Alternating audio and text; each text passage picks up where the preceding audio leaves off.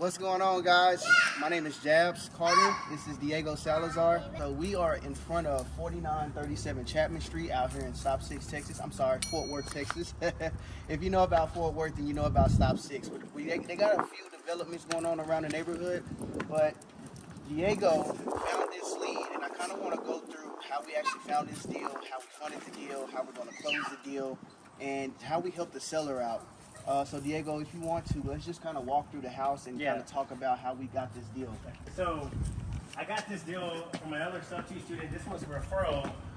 His name is George, and he hit me up because he had a friend that was an agent in Houston talking to this seller in Fort Worth, and they couldn't work out something creative just because, first, it's kind of hard to work something out when you're like from Houston and Fort Worth. That's virtual. So what they did, they hit me up. They gave me the referral.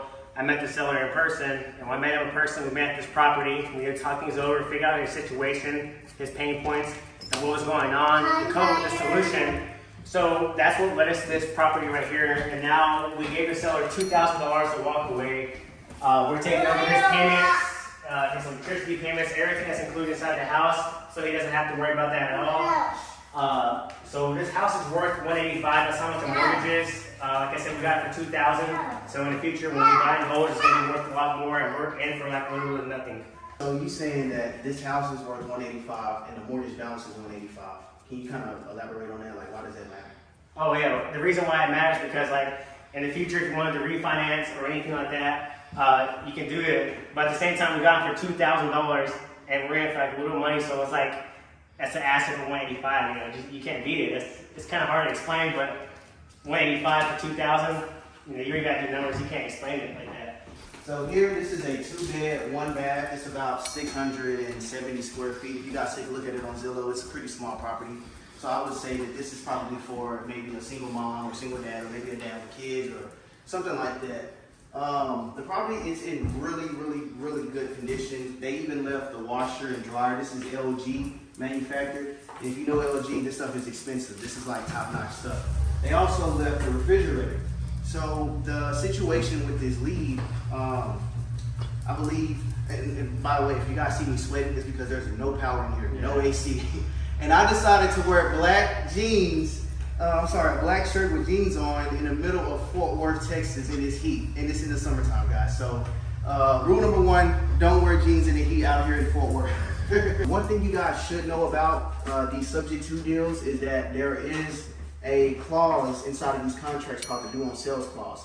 Basically, anytime you take a property over subject to taking over someone else's debt, the banks will be notified, and they will see that, hey, you guys transferred ownership over without actually paying us off.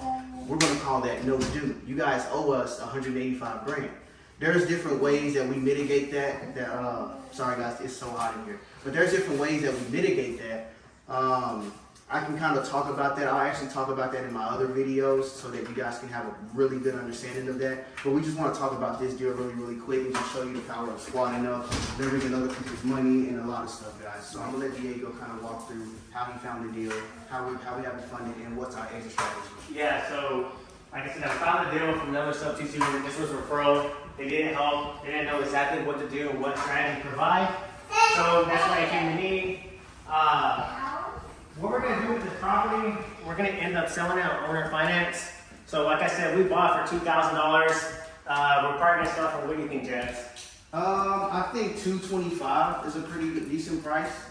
It's not too far above market value for this property. So we put it at like a little bit over, maybe 10% of retail price. So $225,000 with about 10% down. We're financing $202,500. I think those numbers are right. Correct me if I'm wrong, guys. Just from the top of my head. Just from the top of my head. But getting inside a house like this, I think I say the bottom number would be like $15,000 up to $20,000 max, or $22,500 if we can get it.